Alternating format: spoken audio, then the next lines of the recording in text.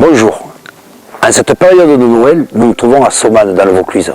Je vais vous emmener rencontrer une dame traditionnaliste, une des dernières santonnières qui fait encore des santons comme il se faisait à l'ancienne. Suivez-moi.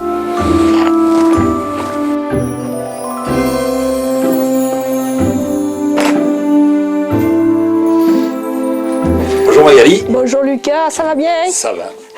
Alors nous sommes aujourd'hui en compagnie de Magali Montaga, santonnière, dans le comtat venessin, exactement à Saumane. À la crémade. À la crémade. Elle va nous présenter ces santons qui ont une spécificité. Je te laisse parler.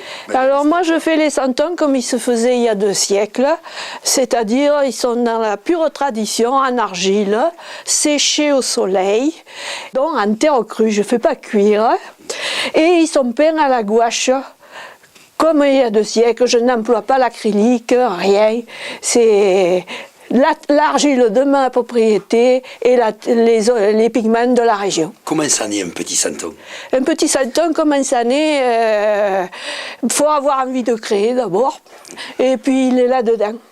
Oui. Voilà, et tu prends une motte de terre, et puis tu modèles, ça sort, et puis bien souvent tu dévies un peu, tu pars pour faire une chose, puis tu arriveras, tu en feras une autre.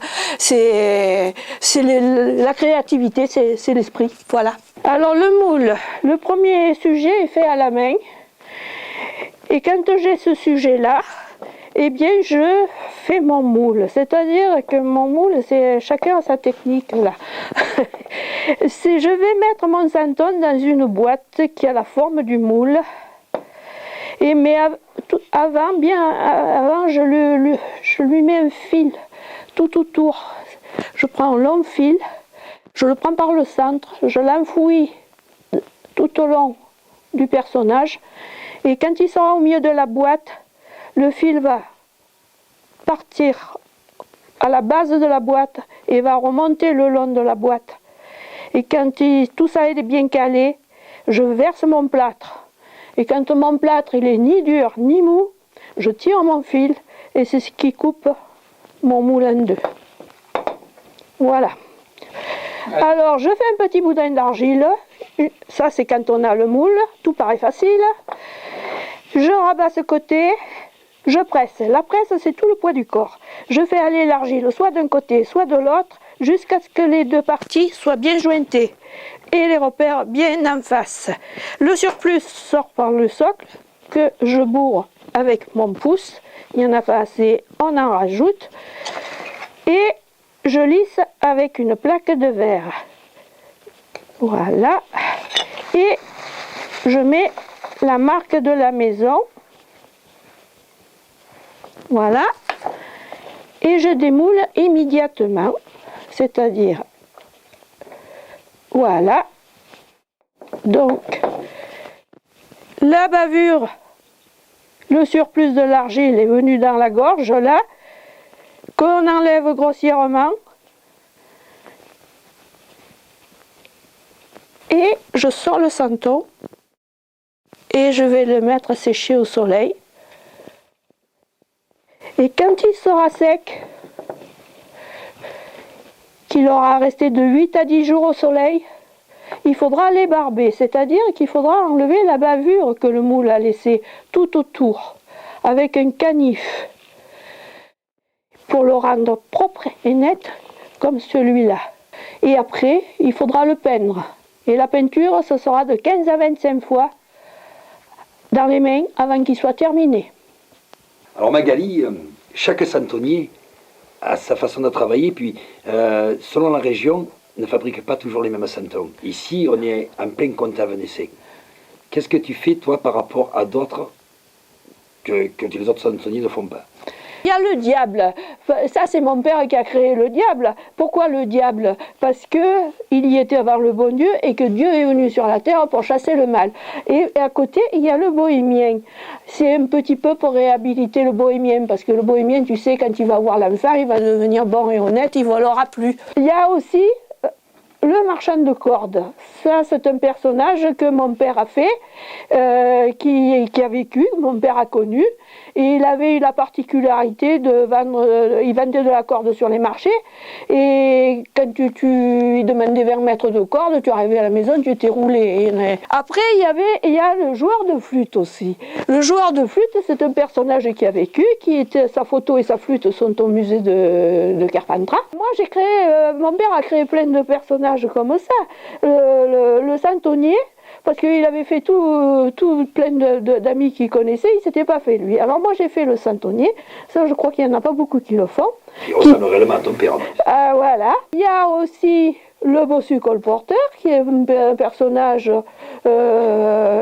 malheureux d'autrefois, qui passait de maison en maison, vendre du fil, tout ça. Il y a le chercheur d'escargots. Parce que le chercheur d'escargots, c'est un plat traditionnel la veille de Noël. On ne mange pas de viande, et on mange maigre. Et l'escargot leur remplace la viande. Moi, il y en a deux, il y en a deux que j'affectionne spécialement, c'est Saint-Gé Oui. et la fraisière. Ah, Parce que moi, ma mère était une fraisière. Ah, alors la fraisière, la voilà. Alors la fraisière, c'était des filles qui venaient du Gard, de la Drôme, qui étaient des Cévennes, que les familles étaient dans le besoin, et elles venaient faire leur saison de fraises. Et elles passaient pour être des filles un peu légères, et qui en fait étaient toutes des braves filles. Alors Saint-Gé, c'est un saint local. Il était de Monteux, et il est venu au Bossé avec 2 vaches pour cultiver la terre, et on appelle ça le désert de Saint-Gien. C'est pour vous dire que la terre elle n'est pas riche, hein. Donc il est venu avec ses 2 vaches, mais manque de peau, il y a un loup qui lui en a mangé une. Il avait de l'appétit et il a apprivoisé le loup et il a attelé à côté de l'autre vache. Et c'est pour ça que Saint-Gien est toujours représenté avec un loup et une vache.